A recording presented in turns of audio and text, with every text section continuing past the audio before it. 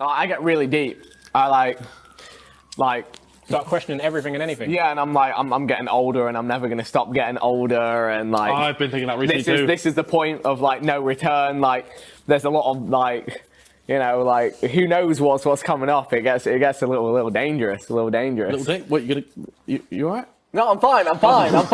It's just very cynical. I get a little cynical sometimes, but you know, we move. I'm gonna check on you later.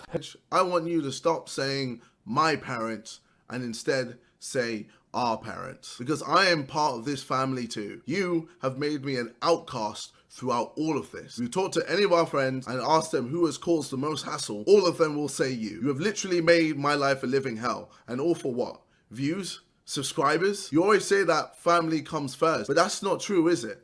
Huh? To you, the fans come first. I've made so many attempts to try and fix our family issues. I've even suggested that we go see a therapist, but you just refused. I'm just so tired of fighting a losing battle with my own family, man. I'm tired of feeling like an outcast. Yes, I can do better, but so can you, man. Like, I'm at the point where I can't even take my own girlfriend to see my family because I'm scared that she's gonna get exposed and my brother is gonna use that information against me. I'm scared to even text my family because I'm scared you're gonna just screenshot the fucking message and just post it publicly. And I'm scared to even call my family because I'm scared you're gonna just take one negative thing that I say, manipulate the audience and just make me look as bad as possible. I'm just sick and fucking tired of it.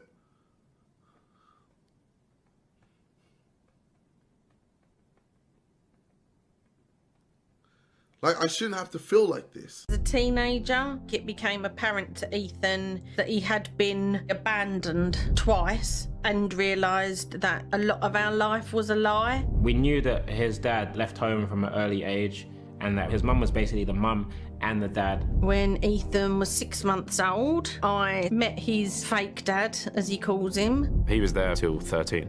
It all went horribly downhill in that relationship due to drug addictions and debt that my mum tried supporting him through, to one day just go to the shops and not come back. And then with that, I found out that it wasn't my biological dad due to the divorce papers. It's a bit of a sensitive topic for him. I feel like there's probably some anger at the world, like why has this happened to me? During that time is when my mum had cancer. His mum was his only support system. It was terrifying, and I didn't want him to think for 1 minute that I was going to die. So that would have been a very, very scary time for him. I had to find us somewhere to live and get back on our feet. I had to sit up the homeless office every single day, and it affected Ethan badly at school. Ethan would be a bit disruptive, destructive. Just school didn't work for him, he didn't fit. That was the time that I sort of went off the rails. It was sort of just a whirlwind at that time. I can barely imagine what it feels like, so I can't really like put into words how he must feel. I had to take antidepressants and see therapists. Yeah, it's really emotional. You might have to stop. Everything she went through whilst I was at secondary school is a real merit to the type of woman she is. I think younger Ethan had a lot of emotional baggage, but I think nowadays I've turned all of that energy into now something positive. Like really awkward to do. No, mate, no, we're not. Things you don't know about me. I remember. I suffer from crippling anxiety. I sometimes have panic attacks in the shower because of fear of death. What else do you want? Josh, I suffer from crippling anxiety. I sometimes have panic attacks in the shower because of my fear of death. And it's just a picture of me. And look, sometimes in videos, you just say what comes to your head. And that's what came to my head. So for some reason, my brain said, let's just be honest with everyone to today. And I was honest, and that's what happens. But luckily, you lot are mad. You lot have come through. I mean, I've obviously been filming on the night of Saturday Sunday going out, and I have had ridiculous amounts of support for saying that. So shout out to everyone, because you make me feel great. I don't know what to say. I'm not. I've seen it said before, and I'll repeat it here.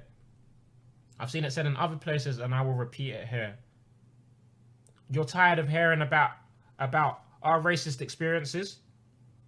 Imagine how tired we are of experiencing it. Imagine. And I'm one of the lucky ones. I'm one of the fucking I'm so blessed, you lot. I can't tell you how fucking blessed I am.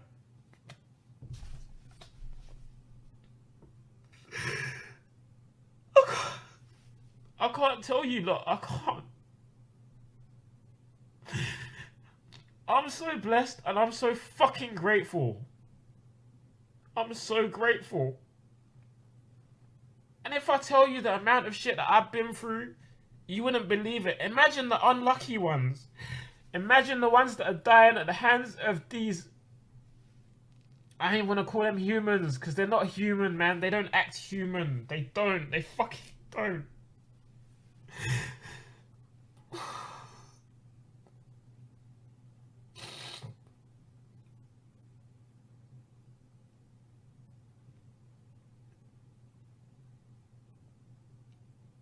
I'm so blessed and I can't count.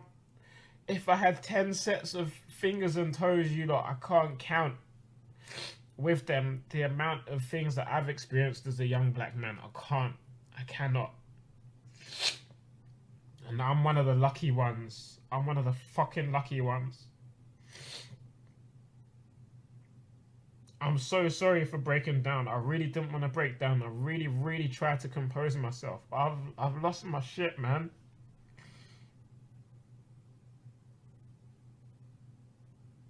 I was intoxicated 7 days out of 7. I remember living in the flat underneath him and used to go up. He would be half a bottle of JD and he would be smoking his lungs away. He was turning to alcohol to deal with all his feelings, all his emotions. I think it was a coping mechanism. And just going through a lot of battles in your head where you think, I'm not good enough, I don't really think I'm applying myself, I don't think I'm going to go anywhere. My relationships aren't great, my friends don't know anything about it. And you're sort of hidden and you're trapped in your own mind. That side of him is his worst trait, that he wants everybody to think he is Bazinga and I'm happy and I'm famous for my laugh, so I've got to put that persona on when sometimes it's quite hard behind the scenes. I remember telling him he needs to stop the drinking. Stop drinking so much. You're drinking way too much. As a close friend of him, it's really scary to see someone in that state because you want to help them as much as you can, but you don't want to push too much that they end up going away from you. I didn't want to be anymore. I didn't want to be here anymore because I felt like I wasn't good enough. I felt like I was letting everyone down. I felt like I was just a burden to absolutely everyone. I felt like I was the shit heap that everyone was dragging along. It was possibly one of the most heartbreaking things to see, is to see a friend go through such troubles and there's nothing really that you can do apart from be there for them. He was saying quite a few worrying things. He can't go on and it was all getting too much. The pressure was too much and he was struggling. And I think when you end up going down that rabbit hole, you end up just talking yourself into stupid things. And I remember Ethan's girlfriend at the time knocking on my flat door and she was crying. I was like, yo, what's going on? What's going on? This is at like 4 a.m. in the morning. And she's telling me that Ethan's not in a good state and he's gone out. I was very drunk and I ended up getting in the car and I left the flat with no intention of going back to the flat. I didn't know he felt that bad, that he felt that he had to even end his life or anything like that. I was panicking. I didn't know what to do. In your head, you've now whittled yourself down to meaning nothing. You don't really find any reason to be knocking about anymore. And that's where I'd ended up at like 3 o'clock in the morning. And I'd sort of convinced myself that now was the perfect time to just make myself disappear.